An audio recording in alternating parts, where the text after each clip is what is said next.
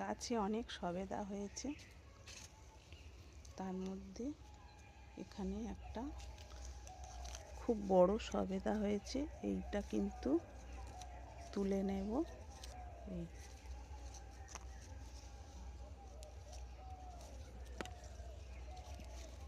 গাছে পাকলে মিষ্টি কম হবে,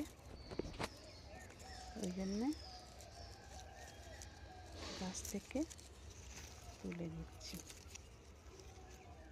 এই যে আঠা বেরোচ্ছে, এই জন্য এই গাছের ফল তুলে নেওয়ার পরে কিন্তু ফাঙ্গিসাইড কোনো কিছুই দরকার হয় না।